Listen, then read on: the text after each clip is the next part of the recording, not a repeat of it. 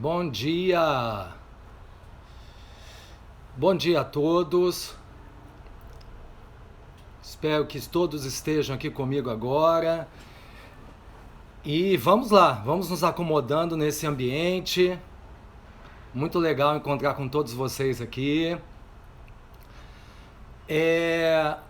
Começando oficialmente, então. É uma imensa satisfação mesmo dar o pontapé inicial nessa primeira temporada dos conceitos fundamentais de direito civil.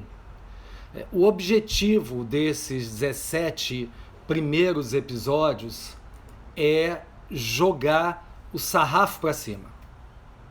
É verticalizar o ensino do direito privado, mas com muita didática, em uma sequência lógica. Ou seja, cada um desses episódios ele terá o mínimo de 40 minutos e o máximo de 1 hora. Mínimo de 40 e 1 hora, vai variar. Não posso passar de 1 hora de jeito nenhum, que é o limite, né? E ao final de cada episódio, eu adiantarei o tema da aula da próxima quarta-feira, às 11 horas. Então é mistério, vocês ficam comigo até o final e eu, no final, digo qual é o tema. Então, nesse momento, queridas amigas e amigas, eu peço licença, pois eu desabilitarei os comentários para que a nossa conversa possa fluir melhor, ok? Maravilha. Então, nosso tema de hoje, primeiro encontro dos conceitos fundamentais de direito civil, é direito civil constitucional. Eu acho que tinha que começar por isso, não tinha outro caminho, né, pessoal? Eu quero que vocês voltem um pouco comigo no tempo para eu fazer uma novela de 2 capítulos. Primeiro, a visão clássica, a visão liberal do direito civil. Tem uma frase que eu gosto muito do Érico Veríssimo que diz que o oposto do amor não é o ódio, mas a indiferença. E era exatamente essa relação entre o público e o privado. Havia uma dicotomia, havia uma clivagem. De um lado, o direito civil, de outro lado, a Constituição. A Constituição Federal, ela era, tradicionalmente, mesmo no período clássico, mesmo nos 800, a ordem jurídica fundamental do Estado. Era ela que ditava as relações entre os governantes e os seus súditos. Mas essa Constituição, ela era tida meramente como uma diretriz política. Ela não tinha uma força legislativa vinculante. Não tinha nesse período. Por quê? Porque o Código Civil era a ordem jurídica fundamental da sociedade. Por isso que se falava, abre aspas, a era dos códigos. E o direito civil, ele era o Código Civil. E era com justiça, porque o Código Civil, pessoal, era um monumento. Era uma elaboração sistemática que vinha desde Roma, passando pela compilação de Justiniano, chegando até a Pandectista Germânica, ou seja, 2000 anos de uma racionalização científica com a criação lenta e paulatina de uma dogmática avançada para resolver os nossos problemas do dia a dia. E mais ainda, nunca esqueçam isso que eu vou falar, é o direito civil que incute em todos os juristas um modelo de um modo de pensar. Porque pensar direito é pensar civil. O direito civil traz uma linguagem básica e universal para todo mundo. Aonde que nós temos os conceitos de pessoas, direitos, deveres, obrigações, contratos, transmissão? Esse alfabeto jurídico, ele é nosso, ele é do direito civil. E aí que se explica por que no Estado liberal havia essa indiferença às constituições. Tem uma expressão também legal, um mal-estar constitucional.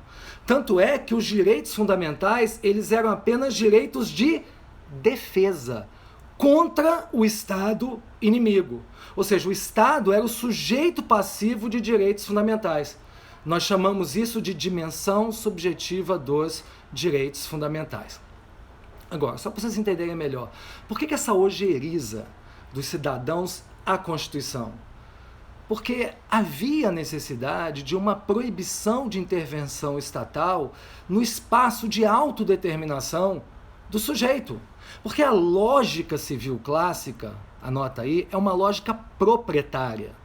Por que proprietária? Porque se eu sou proprietário, eu posso usar, fruir, gozar, dispor da coisa e excluir terceiros do seu uso.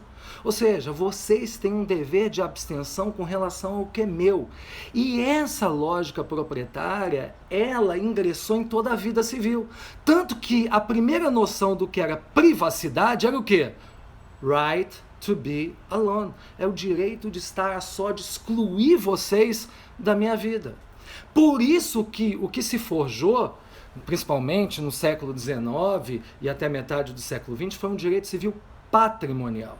Um direito civil patrimonial que, quando eu contratava com vocês, não era Nelson e João, Nelson e Maria, não era pessoa, era um indivíduo abstrato, um sujeito de relações econômicas, um polo de relações econômicas, onde cada um de nós exercia um papel, com base em uma igualdade formal.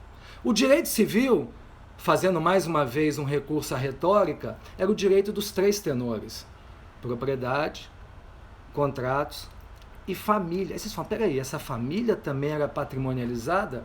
Ué, mas por que será que o casamento era indissolúvel e a filiação era só considerada a filiação legítima? Era a lógica proprietária. Era justamente para evitar perturbações no seio da família, para que o patrimônio dos pais pudesse passar de forma segura para o patrimônio dos seus herdeiros. Enfim, para concluir esse primeiro capítulo da nossa conversa, qual que era o valor precípio dessa fase liberal? Acertou quem disse segurança jurídica, era preservação do status quo. Ok, prezadas e prezados, segundo capítulo, Segunda Guerra Mundial. Segunda Guerra Mundial, o direito civil foi posto à prova. Por quê? Direito civil, né? Mas o elemento da civilidade foi aniquilado em Auschwitz e em outros locais. Houve uma necessidade de se reconstruir os fundamentos destroçados do direito civil. E no pós-Segunda Guerra vem o chamado pós-positivismo. O pós-positivismo é uma reação ao formalismo clássico. É aquela ojeriza ao direito civil como uma ciência pura, o direito civil como uma técnica, o direito civil como um sistema fechado, onde o juiz, ele era a boca da lei, o juiz só trabalhava com base na exegese. Não, mudou. O pós-positivismo, ele apostou e aposta no diálogo entre o direito e a ética. O pós-positivismo não aceita mais soluções assépticas, soluções neutras. O pós-positivismo, ele diz que o direito, anota aí, ele não se legitima mais apenas pela sua estrutura formal, mas pela sua substância, pela sua finalidade. É essa que é a ideia.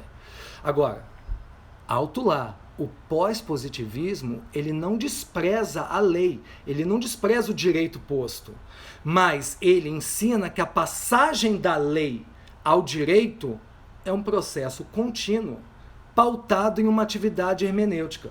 É a metáfora do iceberg. A lei é a parte visível, mas ela é uma pequena parte. O direito imerso, ele é uma parte muito maior do que essa. Junto com o pós-positivismo, é claro, o que veio inicialmente na Alemanha, depois se espalhando pela Europa? O fenômeno da constitucionalização do direito. A Constituição Federal passa a ser vista como um acervo fundante dos valores de uma certa comunidade. Ou seja, as constituições federais, elas se tornam maximalistas. Elas se convertem em ordens jurídicas fundamentais de uma certa sociedade. O Paulo Bonavides, ele tem uma frase que eu acho inspiradíssima para esse momento. Ele dizia: ontem os códigos, hoje as constituições. E a ideia básica da constitucionalização do direito é a filtragem constitucional. Ou seja, a releitura dos institutos a partir da axiologia constitucional. A Constituição Federal passa a ser um modo de olhar e reinterpretar todos os ramos do direito, todos, sem exceção. E é evidente, o civilista não pode deixar de falar nisso, que o elemento estruturante do Estado democrático de direito é o princípio da dignidade da pessoa humana. Essa é uma matéria para a próxima aula, depois eu vou falar qual que é o tema da próxima aula, mas eu vou falar um pouquinho mais sobre a dignidade na próxima aula. Por quê? Porque a dignidade está muito ligada à personalização do direito civil, a essa releitura antropológica do direito civil. Lembram que quem mandava no direito civil, no liberalismo, era o sujeito abstrato, era o titular de bens? Pois é, mas com força na dignidade da pessoa humana, o que acontece? Desloca-se esse protagonismo do sujeito abstrato para a pessoa concreta, do agente para gente de carne e osso. Então, como Miguel Reale sempre disse muito bem, a pessoa se torna o valor fonte do ordenamento jurídico, o fim e o fundamento do nosso sistema. É claro que na próxima aula eu falarei do temor que eu compartilho com vocês da banalização do uso indiscriminado da dignidade da pessoa humana, da dignidade da pessoa humana servindo como uma figura de retórica, como um elixir para qualquer tipo de justificativo. Não é bem, mas isso é matéria para o nosso próximo encontro. Mas eu vim aqui para discutir com vocês foi sobre constitucionalização do direito civil, ou direito civil constitucional. Então, depois de 11 minutos, eu estou pronto para entrar propriamente no nosso tema fulcral. O que é a constitucionalização do direito civil ou direito civil constitucional? Ninguém duvida que a Constituição Federal é uma norma hierarquicamente suprema. Ninguém duvida. Mas não há um consenso sobre qual é o conceito de direito civil constitucional. Não há, até porque nós temos no Brasil vários civilistas que se propuseram de forma eloquente, densa, a trabalhar com o tema. Eu posso citar aqui alguns exemplos: Maria Celina Bodin, Gustavo Tepedino, Luiz Edson Fachin, Paulo Lobo e, mais recentemente, uma obra de Otávio Rodrigues. São alguns que eu posso citar que dão definições sobre direito civil constitucional em algum sentido ou em outro sentido. Qual é a minha contribuição para vocês? Eu vou mostrar adiante que é claro que eu sou favorável ao direito civil constitucional, não há como fugir dessa realidade. Mas eu sou contra a sobreconstitucionalização do direito privado. Ou seja, o que eu vou mostrar para vocês é que o direito civil constitucional, ele aceita, claro, uma irradiação objetiva da ordem de valores da Constituição. Basicamente, através da intervenção dos direitos fundamentais nas relações privadas. É esse que será o caminho. Porém, o direito civil, ele tem que manter a sua autonomia. Ele mantém a sua autonomia, mas ele acolhe de bom grado a constitucionalização, sobretudo na área sensível dos direitos fundamentais. Ou seja, o direito civil, ele sai da sua reclusão, ele aceita o pluralismo de fontes em uma ordem unitária e complexa como a nossa, mas ele quer dialogar com a Constituição e não ser pisoteado por ela. Então, a primeira provocação que eu faço a todos vocês é: haveria hoje, em 2020, o que vocês acham? Uma crise da codificação? Essa é uma pergunta seríssima, porque em 1979, um escritor italiano de grande prestígio, Natalino Hirti, escreveu um artigo sobre a era da descodificação. Estaríamos ingressando numa era da descodificação diante dessa valorização das constituições? E ele escreveu isso num contexto pelo qual estavam pululando os chamados microsistemas, os chamados estatutos. Qual é a característica particular desses estatutos, desses microsistemas? É porque eles são guiados por outros princípios. Eles têm terminologias diferentes. E o que aconteceu? Eu vou falar um pouquinho mais sobre os microsistemas. Mas o curioso é que o próprio Natalino Hirsch, ele ficou muito conhecido por esse artigo, mas posteriormente ele refletiu mais e abandonou essa ideia inicial. Até porque ele foi atropelado pela realidade, já que se eu fizer um retrospecto dos últimos 20 anos, senhoras e senhores, a codificação está toda. Ou seja, os países do leste europeu praticamente todos codificaram. A Alemanha fez um trabalho de recodificação. A recente Ordonnance Française, ou seja, na França tivemos um trabalho de recodificação. A nossa Argentina, que vizinha recentemente, 2016. O Brasil é um bom exemplo em 2002. Então, eu não posso falar em descodificação ou crise da codificação, mas eu posso falar em uma outra coisa, que é essencial em nossa conversa. É uma fragmentação. Por que é uma fragmentação? Porque o direito civil, ele não é mais sinônimo de Código Civil. Não é mais, como antigamente, que Código Civil era direito civil. Não, não é mais. Mas o Código Civil, ele ainda tem um papel de centralidade. Por que ele tem um papel de centralidade? Porque os microsistemas, o que eles fazem? Eles juridicizam novos arranjos sociais. Ou seja, os microsistemas, eles reagem rapidamente a problemas novos específicos. Exemplo, Estatuto do Idoso, microsistema. Estatuto da Criança e Adolescente, Código de Defesa do Consumidor. Eles têm regras próprias, linguagens próprias para esses problemas típicos. Mas os microsistemas, eles jamais dispensam a codificação. Jamais. Por quê? Porque o Código Civil, ele tem uma capacidade mediadora. Vou usar uma linguagem futebolística. O Código Civil faz o meio-campo entre a Constituição e os microsistemas. Ou seja, é algo que os doutrinadores chamam de circularidade hermenêutica. O Código Civil, ele tem a capacidade de fazer uma estabilização sistêmica do direito privado. Ele conecta diferentes áreas para trazer soluções coerentes. Então, esse diálogo da Constituição com esses outros microsistemas, eles sempre passam pelos conceitos fundamentais do direito privado. Daí essa centralidade. Perfeito? Então, vamos ao mérito? Qual seria, na opinião de vocês, a intensidade dessa relação entre a Constituição Federal e o direito civil? Antes de responder qual é a intensidade, eu vou dizer o que está errado. O que está errado? Jamais pensem em buscar o direito civil na Constituição. Não houve uma mutação genética, não houve essa aberração. As normas de direito civil não deixam de ser normas de direito civil porque elas estão dentro da Constituição. Ah, professor Nelson, tem norma de propriedade na Constituição. Ok.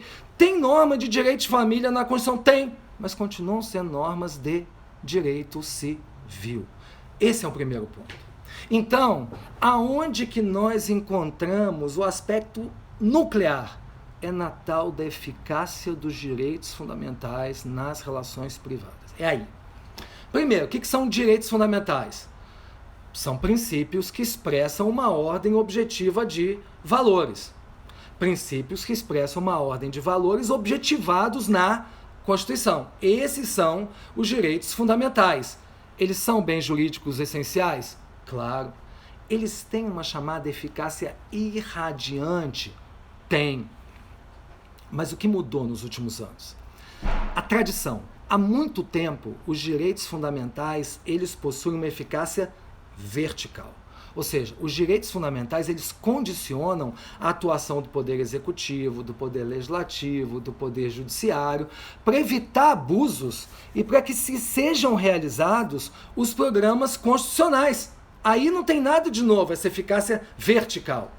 O diferente, lá desde a Segunda Guerra, na Alemanha, é a eficácia horizontal dos direitos fundamentais. É a eficácia interprivada dos direitos fundamentais. Por quê, amiga e amigo? Porque quando eu faço um contrato com você, não é só Nelson contratante e João contratante. Não. Os dois contratantes são titulares de direitos fundamentais. E se os dois são titulares, os dois polos são titulares de direitos fundamentais, o Estado, ele não deve apenas respeitar os direitos fundamentais. Não. Isso é aquela feição clássica dos direitos fundamentais como direitos de defesa. Não, vai além. Hoje, o Estado, o ordenamento jurídico também deve exigir que os dois contratantes, eles respeitem os direitos fundamentais em suas relações horizontais. Essa é a dimensão objetiva dos direitos fundamentais. É uma proteção do ordenamento jurídico contra agressões parte a parte em relações privadas. Muito bem. Agora a pergunta de $1 milhão. Mas essa eficácia dos direitos fundamentais nas relações privadas é uma eficácia direta, ou seja, eu aplico a Constituição imediatamente nas relações particulares, ou é uma eficácia indireta, é uma eficácia mediata? Meu ponto de vista é basicamente uma eficácia indireta, é uma eficácia mediata. E agora eu vou conversar com vocês sobre um ponto que é fundamental hoje e sempre. Por que eficácia imediata ou indireta? Porque nosso Código Civil de 2002, inteligentemente, adotou uma técnica que é chamada técnica das cláusulas gerais. Ou seja, é muito diferente da técnica clássica regulamentar, pela qual o legislador ele escrevia regras exaurientes. Não. Cláusula geral é outro modo de legislar. Por quê? Porque o legislador, intencionalmente, ele cria normas abertas, vagas, imprecisas. Ou seja, o legislador, com as cláusulas gerais, ele enuncia valores e remete a princípios.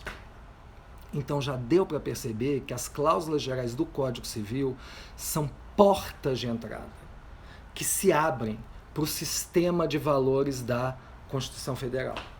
São mecanismos de calibragem dessa penetração dos direitos fundamentais.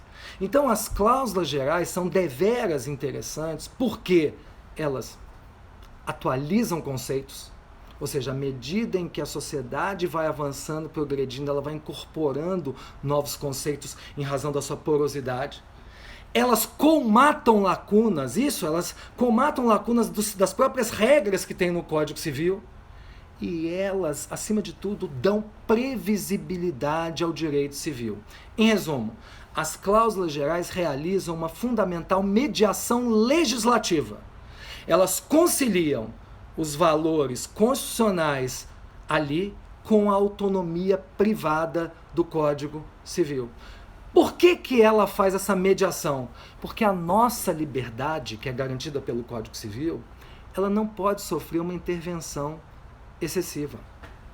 Porque a autonomia privada é o valor fundante do direito civil. O direito privado, ele tem uma autonomia com relação à Constituição.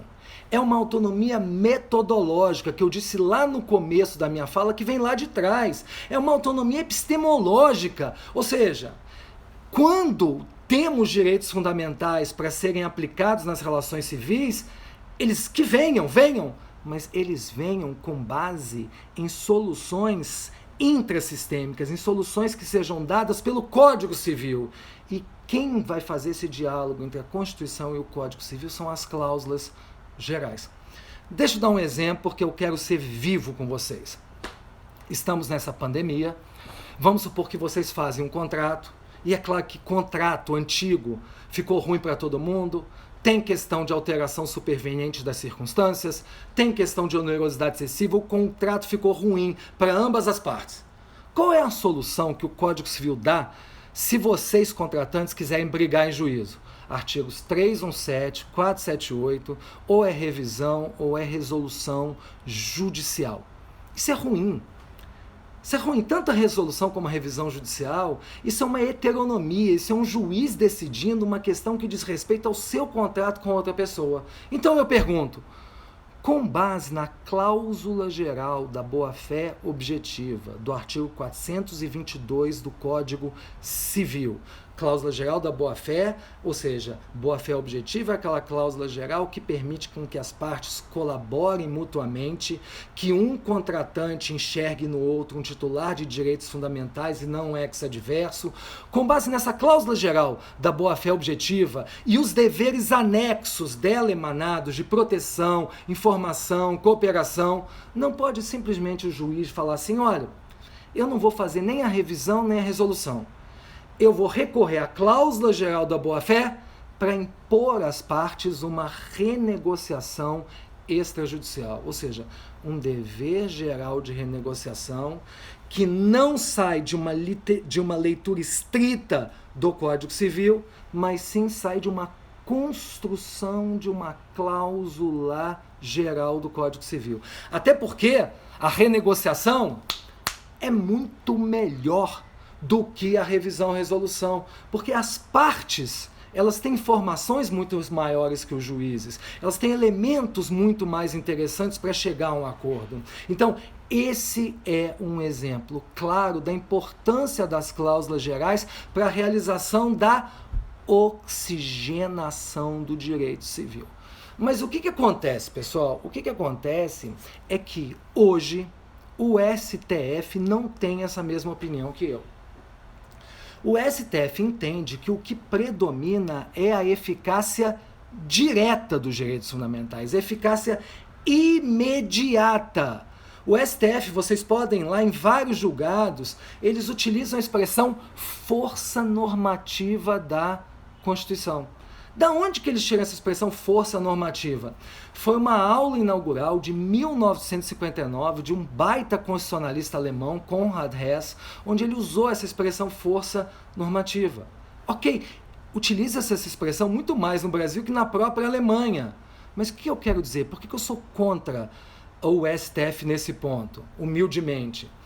Porque se alguém diz que vem uma norma da Constituição direto para o Código Civil, aplica-se um princípio da solidariedade, da igualdade material, diretamente sobre o Código Civil, nós estamos anulando o direito privado, aplicando normas abstratas com uma baixa capacidade operativa, ignorando, esse é o principal, ignorando um espaço de conformação, de mediação que tem que ser dado pelo legislador ordinário. E esse espaço de conformação do legislador ordinário, ele deu já pelas cláusulas gerais. Que cláusulas gerais? Eu cito aqui um tanto, além da boa-fé, função social, direitos da personalidade, equidade, risco da atividade, todas essas são cláusulas gerais que fazem essa função de mediação.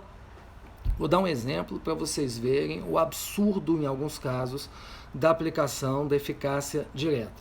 Imagina que vocês são moradores do apartamento 101 de um prédio. Vocês são inquilinos.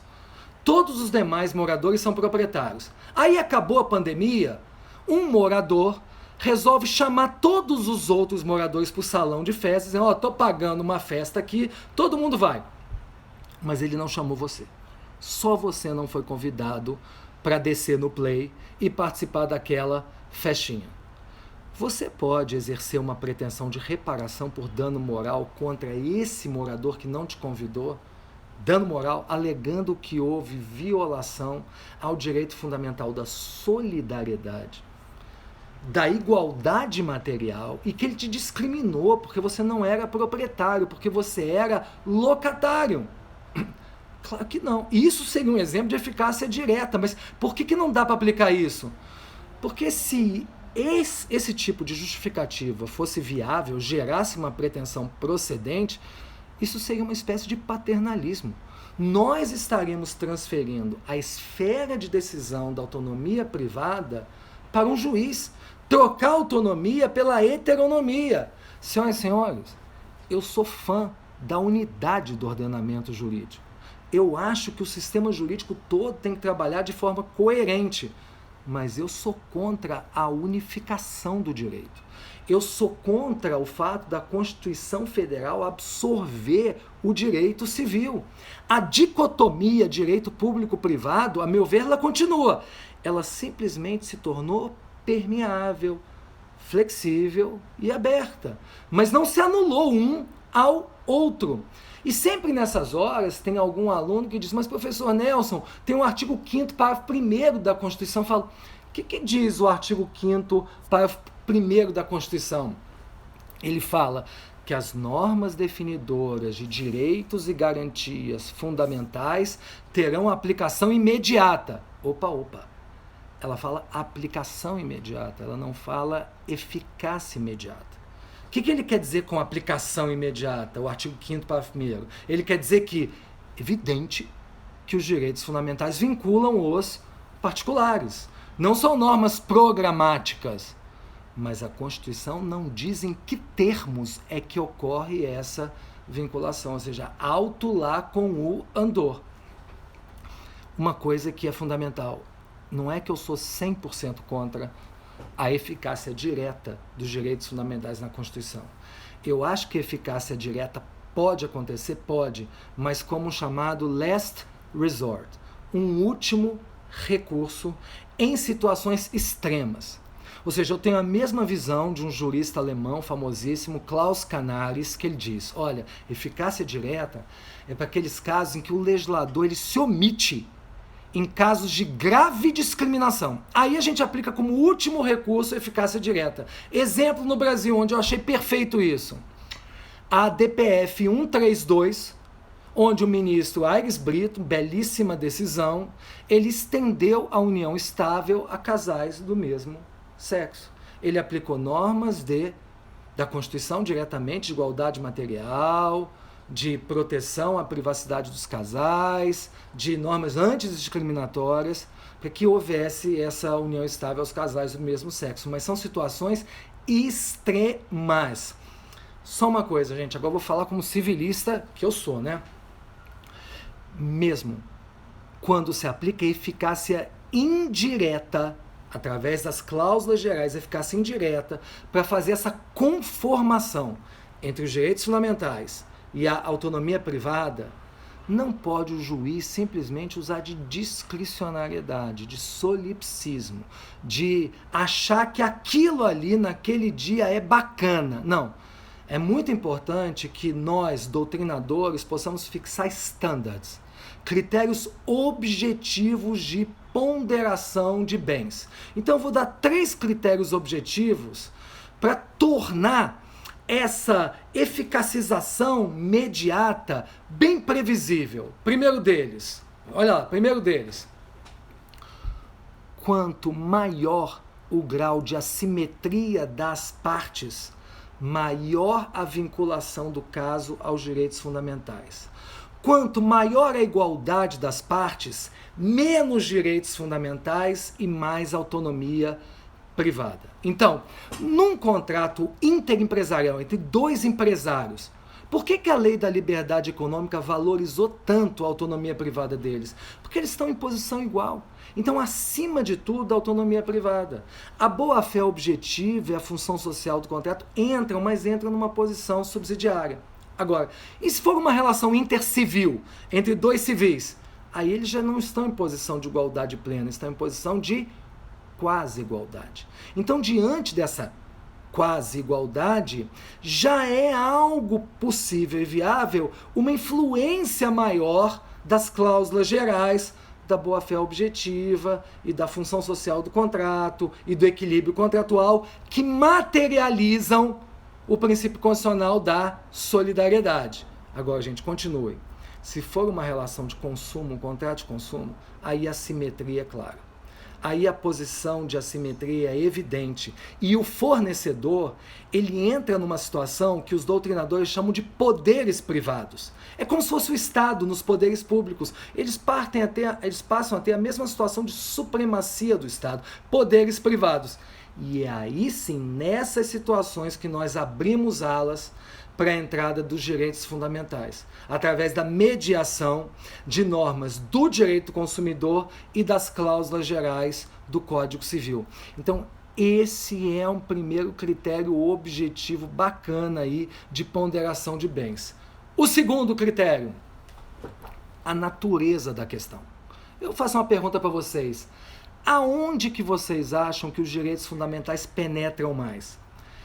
Em questões de direito privado relativas a aspectos existenciais ou a aspectos patrimoniais? Elas entram mais em aspectos patrimoniais. Por quê? Porque as questões existenciais que dizem respeito a direitos da privacidade, a direitos da personalidade, essas opções existenciais, elas ficam no campo da nossa privacidade. Não há uma intromissão relevante de direitos fundamentais quando são decisões que dizem respeito à nossa trajetória de vida. É por isso que, se o cara quer se divorciar hoje, ninguém vai discutir culpa. Isso é um aspecto da privacidade do casal. A questão do consentimento do paciente na relação médico-paciente, que é uma questão existencial, ela é uma questão de autonomia existencial da parte. Então esse é um outro critério objetivo muito importante. E um terceiro critério, que eu também julgo da maior relevância, nas relações patrimoniais, quando forem relações patrimoniais, a proteção à autonomia privada será maior quando tivermos em vista bens supérfluos e menor quando tivermos em vista bens essenciais. Exemplo, eu vou lá na Gasterne para comprar uma joia para minha esposa. O que tem a ver direitos fundamentais com isso? Nada, isso é uma relação de direito privado, acabou. Basicamente uma questão de liberdade de contratar e de entrar nos termos do contrato. Acabou. Agora, e se eu faço um contrato de aquisição de medicamentos, aquisição de alimentos? Aí não. Aí já não são bens supérfluos, são bens essenciais. E nesse momento, sim, a eficácia horizontal ela se torna bem clara, ela se torna muito relevante. Assim como também tem aquela diferença entre os contratos de lucro e os contratos existenciais. Quando duas pessoas querem um lucro no contrato, esse é o reino da autonomia privada. Mas e se for um contrato de locação? No contrato de locação, uma das partes não quer lucrar, ela quer o acesso a um bem existencial, ela quer o acesso à moradia, que é um direito fundamental. Aí os direitos fundamentais já participam com mais ênfase. Então vocês entenderam como ser civilista em 2020 é complicado? É muito complicado, mas ao mesmo tempo eu estou tentando descomplicar aqui justamente para mostrar o nível do diálogo entre a Constituição do direito civil. Então o que eu jogo para o futuro? Quais são os nossos desafios hoje, em 2020, diante dessa situação? O desafio é, há uma crítica ao ativismo judicial? Há uma crítica ao ativismo judicial porque o judiciário, ele cria muito em cima de uma vastidão de direitos fundamentais. E o que acontece? De que adianta falar em tudo isso que eu estou falando, em constitucionalização do ordenamento jurídico, em direito civil constitucional, se há no Brasil um déficit eficacial dos direitos fundamentais? E por que há esse déficit eficacial? Pelas próprias peculiaridades do nosso país. É aquilo que o ministro Luiz Roberto Barroso fala, nós vivemos há muito tempo, isso é histórico, um estado de compadrio, uma confusão enorme entre o público e o privado. E o pior, gente, o Brasil entrou em uma modernidade tardia, uma modernidade periférica e já foi de cara apanhado pelo pós-moderno. E o que é a característica maior do pós-moderno? É essa descrença que todos nós temos nas possibilidades emancipatórias do Estado social. Porque hoje, pessoal, o Estado não tem o monopólio do direito. Existem fontes alternativas, fontes transacionais do direito. Querem um exemplo? O Montesquieu, se ele não tivesse morto, ele infartava ao ver o que é o Facebook. O Facebook, ele não precisa do Estado brasileiro, porque ele tem os 3 poderes. Ele legisla as suas próprias regras, ele executa as próprias regras e agora tem um tribunal do Facebook para julgar se ele fez certo ou errado. Ele não precisa do Brasil, ele é transnacional.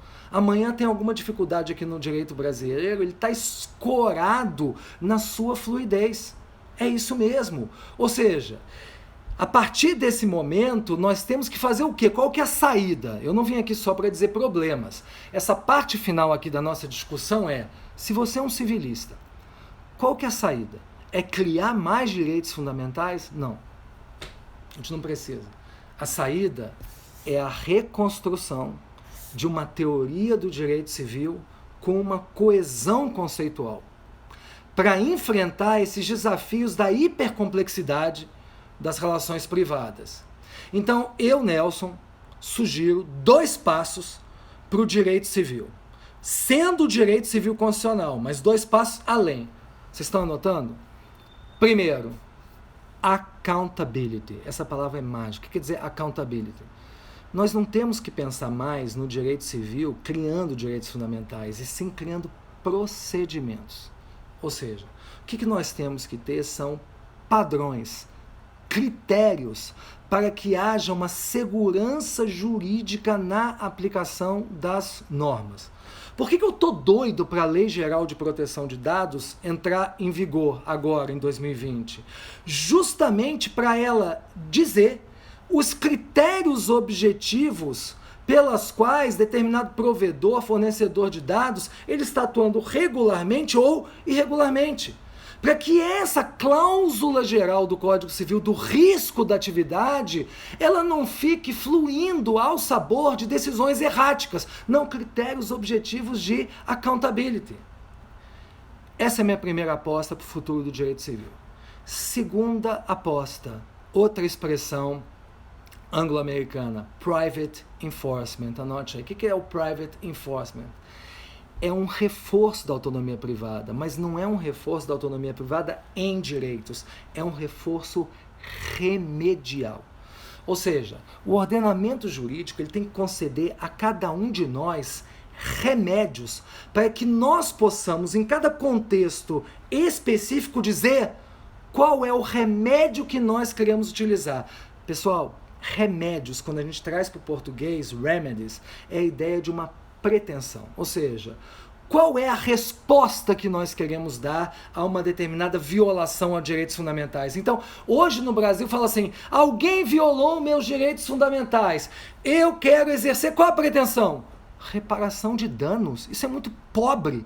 Mas quando a gente pensa em private enforcement é dizer, não, cidadão Nelson, além da reparação de danos, vou te dar uma tutela inibitória do ato ilícito. Vou te dar uma pretensão de restituição dos lucros ilícitos obtidos pelo ofensor. Vou te dar uma pretensão punitiva. Além disso, vamos lhe conceder, através de class actions, uma possibilidade de danos morais coletivos que sejam mais compreensivos do que o que nós temos hoje no Brasil. É essa que é a aposta para essa concretização do direito civil constitucional. Ou seja, nesse instante, pessoal, eu termino a nossa conversa de hoje. Eu fiquei muito feliz de conversar com vocês. E olha, põe na mente, as próximas aulas vão seguir o próximo passo. E qual que é a próxima aula para acabar com o suspense? A próxima aula vai ser sobre direito geral da personalidade. Direito geral da personalidade, ou seja, o que significa a ideia de direito geral da personalidade. Eu não vou repetir o que eu falei hoje, eu vou além. Por quê? Eu disse no começo, tudo que eu utilizei são camadas. Hoje eu fiz uma primeira camada, um primeiro andar para vocês irem subindo, subindo, subindo. Quando vocês chegarem no 17º andar da primeira temporada, vocês estarão muito bem calçados. E é esse o caminho para todos nós. Tá? Algumas pessoas perguntaram se eu vou postar isso aí no IGTV. Não, eu não vou. O que eu estou pensando fazer é, terminando cada 4 episódios, eu estou pensando, aí a gente baixa no canal do YouTube. A cada fim de 4 episódios, baixa e vai dando volume para isso. Vamos ver se eu faço isso e tudo funciona muito bem. Eu quero agradecer enormemente a audiência de cada um. Tenha uma ótima quarta-feira. Quarta-feira que vem, às 11 horas, eu encontro vocês. Saúde, felicidades. Pessoal, aquele abraço. Até logo.